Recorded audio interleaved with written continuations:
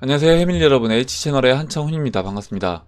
2019년 7월 20일 비트코인 및 암호화폐 방송 2부를 시작하도록 하겠습니다. 먼저 댓글로 좋은 의견과 질문, 정보 공유해 주신 분들에게 감사 말씀드리고, 먼저 들어가기 전에 주의사항을 말씀드릴게요.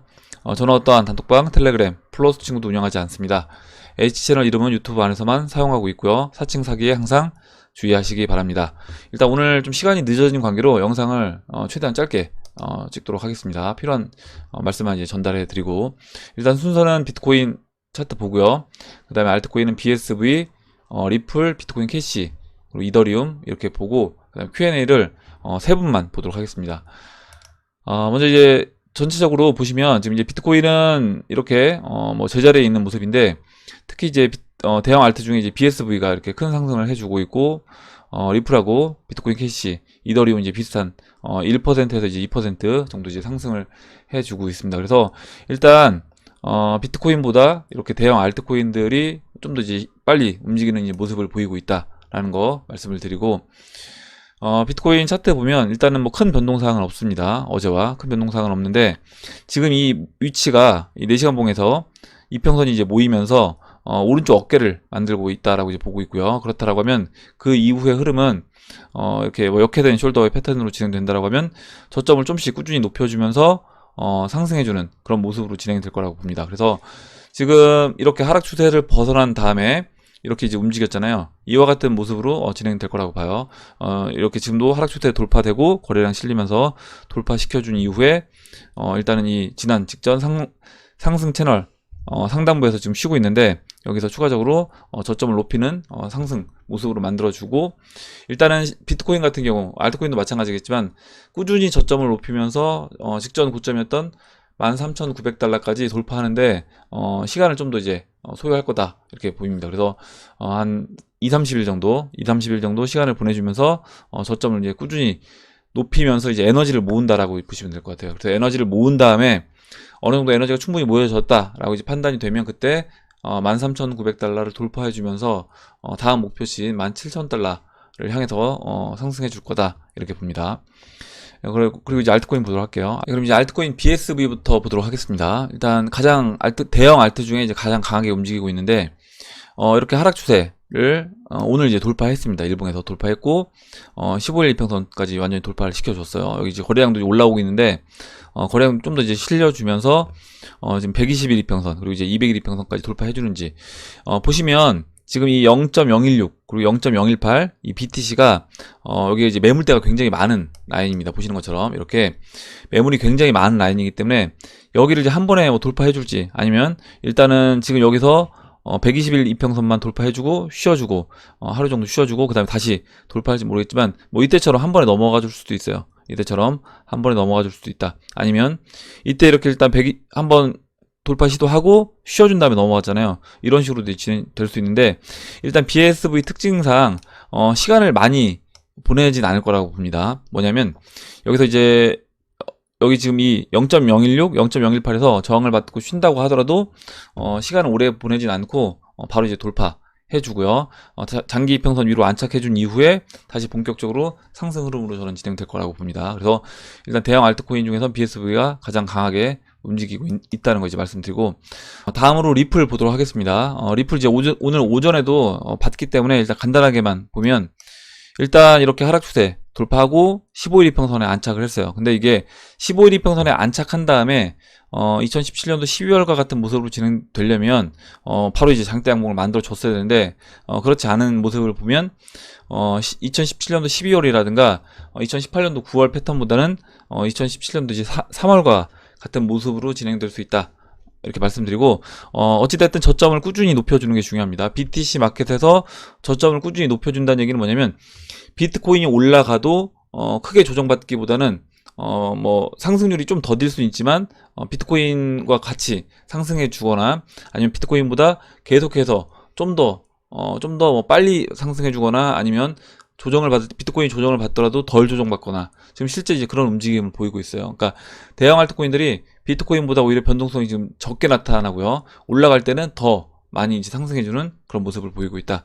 그래서 그런 식으로 이제 BTC 마켓에서도 강한 모습으로 이제 앞으로 진행될 거라고 봅니다. 일단 그러면 여기서 이제 51일 평선, 뭐 내일이든 내일 모레든 51일 평선 한번 51일 평선까지, 그러니까 4,000사토시까지 올라와주는 모습 보여주고, 그 다음에 여기서 이제 다시 쉬어주고요. 그리고 다시 돌파 해서 4,000사토시 돌파, 그 다음에 이제 121일 평선까지 올라와주고 또 쉬어주는. 그 다음에 이제 장기평선인 200일 평선을 한 번에 넘어가지고, 지금 6,800사토시가, 저항 라인으로 작용될 거라고 보고 있기 때문에, 아마 이제 200일 평선이 이렇게 쭉 내려오면서, 200일 평선 내려오면서 한 번에 돌파시켜주고, 이 6,800사토시 맞고 이제 쉬어주고요. 그 다음에 이제 본격적인 상승 흐름으로 이제 진행될 거라고 봅니다. 다음으로 이제 비트코인 캐시를 보도록 하겠습니다. 비트코인 캐시 보시면, 일단 이렇게 15일 평선 터치해준 이후에, 조정을 받았습니다. 조정을 받았는데, 일단 15일 이평선 터치해줬다는 것 자체가 이제 저는 좀 중요하다라고 보고 있고, 앞으로 이제 여기 보시면 약간 역회된 숄더 모습도 보여요. 그래서 지금 이제 오른쪽 어깨를 만들어 나가고 있고, 15일 평선이 한번 돌파 시도가 있었기 때문에, 그렇다라고 하면, 이제 여기서 오른쪽 팔을 만들면서, 지난 이제 지지를 받았던 이 0.04 라인을까지 이제 상승해주는 이제 그런 모습을 저는 보일 거다라고 봅니다. 이제 비트코인 캐시도 이제 흐름 자체는 나쁘진 않아요. 좋은 흐름으로 진행되고 있고, 일단 대형 알트코인 중에 가장 약한 게 지금 이제 이더리움인데, 보시는 것처럼 일단 그 15일 이평선과 이제 어느 정도 이격이 있습니다. 아직까지. 그리고 일단은 그나마 이렇게 이제 하락 추세선을 그려보면, 이 하락 추세선을 일단은 옆으로 누우면서 돌파해 놓은 모습은 보여주고 있고, 여기에서 15일 이평선에 빨리 안착해 준다 라고 하면, 일단 지금 이 0.0245 이게 이제 이 박스권 하단부인데, 이 박스권 하단부에서 시간을 얼마나 보내줄지, 만약에 그 대형 알트코인들 중에 가장 늦게 만약에 움직인다라고 하면, 여기서 이제 다른 알트코인보다 이제 시간을 좀 더 많이 보낼 수 있는 겁니다. 무슨 얘기냐면, 뭐 리플이라든가 비트코인 캐시라든가 BSV가 다 한번 상승이, 그러니까 순환매가 돌고 나서 맨 마지막으로 이제 이더리움이 움직인다라고 하면, 지금 이 15일 평선 맞고 이제 재차 하락하면서 여기서 이제 시간을 좀 더 보내주고 올라갈 수도 있는 거고요. 만약에 15일 평선 여기서 옆으로 누우면서 돌파 안착해주고 바로 이 0.0245 라인을 올라와서 안착해준다라고 하면, 그때는 이제 이더리움도 대형 알트코인들 따라서 같이 상승해주는 움직임으로 갈 수 있는 겁니다. 그래서 일단은 대형 알트코인들 중에서는 현재는 이제 이더리움이 가장 약하다 이렇게 보고 있습니다. 이렇게 이제 보고 그럼 이제 Q&A를 바로 보도록 할게요. 다음은 그럼 Q&A로 들어가서 오늘 Q&A 세 분만 보도록 하겠습니다. 먼저 허성우님이 트위터를 이제 2개를 올려주셨는데, 크립토 호크라는 이제 트위터가 올린 글인데요. 첫 번째로 이 사람이 이제 누군가가 누군가를 샀다. 그리고 예전에 이제 이 사람이 어떤 발언을 했던, 그 리플사 관련된 발언을 했던 것 중에 머니그램 이제 인수 관련된 이야기를 했었고, 그 이후에 시간이 지나서 2주 뒤에 실제로 이제 인수 발표가 났기 때문에 이 사람 이제 발언이 좀 의미가 있어 보인다 해서 이렇게 글을 올려주셨고요. 그 다음에 이제 두 번째 다시 트위터가 올라왔습니다. 그래서 이 부분에 대해서 올려주신 글들을 한번 읽어보도록 할게요. 일단 이 크립토 호크라는 이 트위터가 썼던 글을 지금 올려주셨고, 두 가지를 이제 올려주셨습니다. 그래서 이제 비웨이브님이 이제 보셨다라고 이야기를 해줬고요. 여기서 큰 부기영아님이 일단 써주신 내용 볼게요. 이 사람이 이제 머니그램 인수 최초 유포자 그 사람이네요. 그때도 이 사람 뇌피셜 뜨고 나서 기사로 아니라고 떠서 욕 많이 먹었는데 진짜로 됐었죠. 인수한다고 했지 자세하게 10%로다. 10%다 이런 디테일은 없었으니 이번에도 스위프트와 절대적인 인수 이런 거보다는 어느 정도 연관 관계가 있으리라고 이제 믿어봅니다. 이렇게 이제 큰 부기영아님이 올려주셨고, 그 다음에 이제 비웨이브님이 또 이제 올려주셨습니다. 뭐냐면 이 사람이 아까 이제 트위터 내용, 두 번째 트위터 내용이 뭐였냐면, 내가 스위프트를 리플이 인수했다 라거나 아니면 리플이 스위프트를 인수했다 이런 얘기는 하지 않았다. 그래서 오해를 없게 하기 위해서 지금 다시 한번 내가 이 트위터를 쓴다 라고 이야기를 했고, 그러면서 누가 누굴 샀다 이런 얘기가 아니라, 그리고 이제 이 소식은 리플이 머니그램에 투자한 소식과 비교할 수 없는 큰 일이다. 암호화폐 시장 전체를 바꿀 정도로 큰 소식이 있을 수 있다. 그리고 이제 이 소식이 정확하게 언제 발표가 될지는 모르는데 그 회사의 이제 마케팅 전략까지는 모른다. 단 이전 머니그램 소식을 자기가 트윗에 알리고 2주 뒤에 빵형이 공식 발표를 했다 라고 이제 이야기를 했습니다. 그래서 트위터 이제 두 번째 쓴 거 보면 뭐 스위프트가 리플을 인수했다거나 리플이 스위프트를 인수했다거나 이런 내용은 내가 말하지 않았는데, 어찌됐든 두 번째 어떤 빅 뉴스가 이제 조만간에 올 거고, 이게 이제 암호화폐 전체 시장을 바꿀 만한 그런 또 이제 뉴스가 될 수 있다라고 이야기를 했습니다. 그래서 뭐 스위프트사와 연관이 없다라고 이야기를 했는데, 이게 뭐 스위프트사 말고도 또 대형 IT 회사들, 뭐 아마존이라든가, 지난번에 예전에 리플사가 이제 아마존 관련된 어떤 이슈가 있을 수도 있다라고 얘기했고요. 뭐 아마존이 됐든 뭐 구글이 됐든 어떤 뭐 대형 IT 회사와 어떤 업무 협약 관계라든가, 아니면 대형 뭐 글로벌 은행과 또 어떤 업무 협약이 있을 수 있다라고 봅니다. 그래서 그런 발표가 조만간에 있다라고 하면 그게 이제 굉장히 큰 이슈가 될 거라고 보고 있고, 지금 이제 타이밍 자체가 지금 뭐 2주든 아니면 그 이후든, 만약에 2주라고 하면 뭐 8월 초가 될 수 있고요. 좀 더 이제 시간이 딜레이가 된다라고 하면 뭐 8월 15일이 지금 뭐였죠? 그 베어러블 가이가 이야기한 두 번째 또 날짜이기 때문에 그렇게 본다라고 하면 그때 이제 같이 맞물려서 뭔가 이슈를 터뜨리면서 실질적으로 이제 시장에서 리플이 움직일 수도 있지 않겠나, 이렇게 생각을 해봅니다. 어찌됐든 이런 스케줄들을 보면 계획한 대로, 그들이 계획한 대로 그 타이밍에 맞춰서 뭔가 이제 시장을 움직여 가고 있다라는 생각이 듭니다. 이렇게 좋은 내용을 써줬고, 밑에 보면 이제 리플 589님이 예전에 이제 스위프트 관계자 인터뷰 내용이 있었는데, 진행자가 다윗과 골리앗을 리플과 스위프트에 비유해서 여러 가지 질문을 한 적이 있는데, 스위프트 관계자가 뜻밖의 얘기를 했대요. 뭐냐면, 나는 누가 골리앗인지 모르겠다.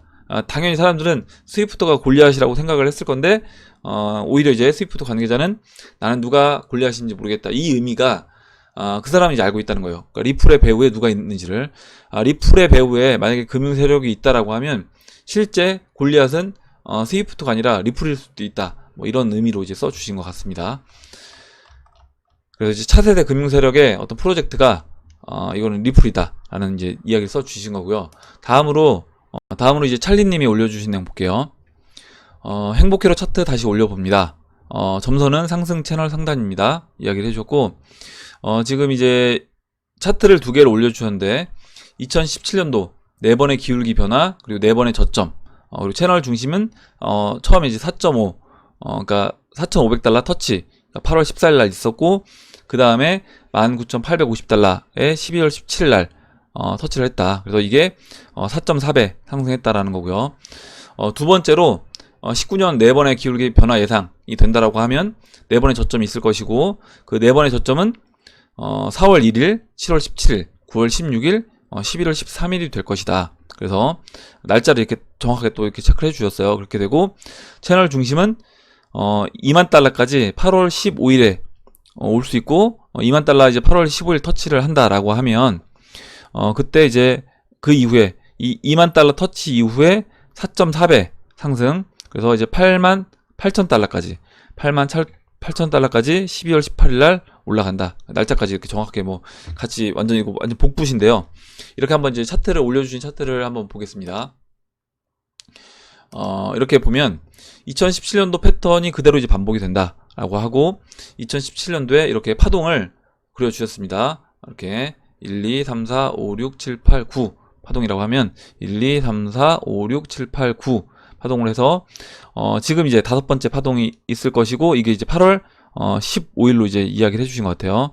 그래서 이제 2만 달러까지 올라오고, 그 다음에 다시 또 재차 한번 쉬어주고 재차 상승해주는 이런 흐름대로 진행된다. 이렇게 됐을 때 8만 8천 달러까지 올라갈 수 있다 라고 이제 써주신 것 같습니다. 그래서 어찌됐든 뭐 복사 붙이기에서 똑같이 이렇게 올라가 준다라고 하면 뭐 이런 식으로 이제 진행이 될 수 있는데, 우리는 뭐 8만 8천 달러까지 가지 않더라도 채널 한 4분의 3 지점부터 분할 매도 관점으로 접근하면 될 것 같아요. 그래서 일단 이렇게 2017년도 패턴대로 그대로 진행됐을 때 이와 같이 진행된다라고 이제 올려주셨습니다. 그리고 이제 찰리님이 비로그 차트로 했을 때 채널 중심이 이제 13K, 23K, 37km에서 좀 맞지 않는다라고 이야기를 해주는데, 일단 이렇게 채널을 그려서 볼 때는, 특히 이렇게 장기 채널을 볼 때는 로그 차트로 이제 보셔야 됩니다. 왜냐면 만약에 로그 차트로 보지 않는다라고 하면 이 채널이 이제 만들어지지가 않아요. 그래서 보시면 일단 지금 작년 작년 이제 상단부로 해서 이렇게 채널을 그려주셨는데,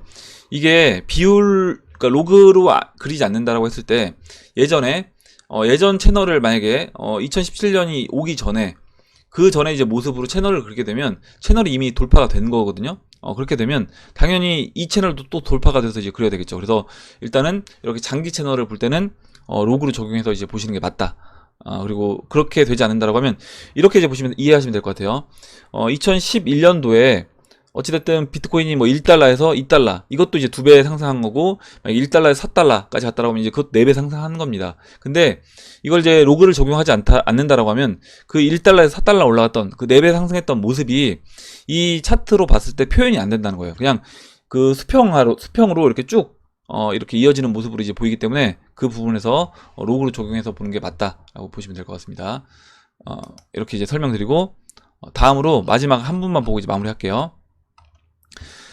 코인 참수님이 뉴스를 이제 2개 올려주셨는데 보도록 하겠습니다. 다들 아시는 내용이지만 미국 부채가 이미 폭탄이 되어 생각보다 빨리 터지는 거 아닌가요? 작년 말에 예상했던 미국 부채 달러 가치의 하락이 올해 연말이나 내년 초 정도였는데, 금리 인하를 한다 해도 부채 삭감의 기대치는 낮아 보인다라고 하고, 미중 무역 전쟁으로 기업 부채도 증가한다라고 하네요. 뉴스를 보니 3분기 중 내간이 불이 붙어 생각보다 빨리 D-Day가 올 것 같기도 합니다. 제가 지난번에 이제 이런 말씀을 드렸어요. 뭐냐면 폭탄은 터질 건데 그 폭탄의 이제 심지에 이미 이제 불이 붙은 건데 그 심지 길이를 연장하는 것밖에 안 된다. 지금 이렇게 여러 가지 어떤 조치를 취하고 있습니다. 각 국가에서, 정부에서 조치를 취하고 있는데, 뭐 중국도 마찬가지고요. 지금 이제 미국도 마찬가지입니다. 그래서 어찌됐든 폭탄은 터질 수밖에 없다. 그리고 폭탄은 터질 수밖에 없는데, 최대한 내가 갖고 있는 폭탄이 좀 그 폭탄 터지는 게 굉장히 좀 작게 터지게 하기 위해서 어떻게 할 것인지 각국 정부가 지금 노력하는 모습이 보인다라고 생각을 합니다. 그러니까 미국 입장에서는 지금 이제 리브라 코인 만들어서 거기서 위안을 뺐잖아요. 그 위안을 뺀 것도 어떻게 보면 자신들 폭탄을 좀 작게 만들고 그 자신들이 갖고 있던 폭탄을 중국한테 넘겨주는, 중국 니들이 내 폭탄 가져가, 이렇게 이제 하는 걸로 이제 저는 보이고 있어요. 그래서 일단 이 올려주신 기사 중에 하나를 보면요, 펠로시 트럼프 대통령 부채한도 예산안을 거부했다라는 이제 기사고, 이게 이제 오늘자 기사입니다. 펠로시 민주당 하원 의장은 도널드 트럼프 대통령 행정부가 제시한 부채한도 예산안을 거부했다. 그래서 가장 최근에 제시한 1,500억 달러의 지출 삭감이 포함된 부채한도 예산안을 거부를 했고, 7월 26일 이전에 예산안과 관련해 합의하기를 희망하고 있는데, 만약에 이제 이게 안 된다라고 하면, 어제 이제 제가 기사에서 말씀드렸던 문희신 재무장관이 미국이 빠르면 이제 9월부터 지출 능력을 잃어버리게 될 수 있다. 그래서 이 지금 미국 정부가 지고 있는 이 빚 한도를 높이지 않으면 이때는 미국 정부 자체가 이제 파산할 수 있다라는 겁니다. 이렇게 됐을 때는 뭐 당연히 주식시장이고 뭐 전 세계 금융시장이 완전 폭락을 할 수밖에 없는 상황이 올 것이라고 보고요. 일단 이렇게까지 되지는 않게끔 미리 조치를 할 거라고 봅니다. 일단은 지금 예산안 거부를 했다라고 하는데, 아마 그 부분에서는 아마 예산안 이런 일이 벌어지기 전에 어느 정도 합의를 할 거라고 보고요. 만약에 합의가 안 된다라고 하면 그때는 뭐 이거는 상상할 수 없는 이제 일이 일어날 거라고 보는데, 일단은 합의는 될 거라고 보고 있습니다. 합의는 될 거라고 보고 있고, 합의가 되더라도 이거 자체가 그냥 아까 제가 말씀드렸던 것처럼 그 폭탄의 심지를 연장하거나, 아니면 내가 갖고 있는 폭탄을 누군가 다른 국가한테 그냥 떠넘기는 그런 효과밖에 없다. 결국에 지금 이번에 오는 경제 위기는 이건 전 세계가 다 떠안을 수밖에 없는 경제 위기라고 이제 보고 있고요.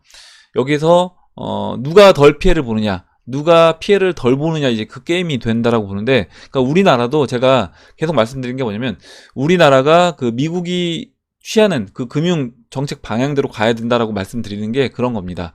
그렇게 되지 않았을 때 그 폭탄을, 미국이 갖고 있는 폭탄을 누군가한테 떠 넘겨줄 건데요, 그거를 우리가 먼저 떠안을 수 있다는 거죠. 그러니까 지금 먼저 떠안은 나라들은 베네수엘라, 아르헨티나, 터키, 이란, 이런 나라들이 먼저 폭탄을 떠안은 겁니다. 그래서 걔네들이 먼저 터지고 있는 거고요. 우리나라도 이제 최대한 늦게 피해를 덜 보면서 폭탄을 떠안는 게 저는 이제 우리나라가 나가야 될 방향이다라고 이제 보고 있습니다. 예, 오늘 여기까지 하도록 할게요. 좀 짧게 했는데, 오늘 나온 얘기들 중에 여러분들 뭐 궁금하신 내용, 또 같이 이야기하고 싶은 의견, 정보 있으시면 같이 정보를 주시면 이야기해보는 시간을 가져보도록 하겠습니다. 댓글 남겨주신 해밀리 여러분 감사드리고 끝까지 영상 시청해주신 해밀리 여러분 감사합니다. 예, 그럼 이상으로 영상을 마치고요. 영상이 도움이 되셨다면 좋아요와 구독 버튼 그리고 알림종 버튼을 눌러주세요. 감사합니다.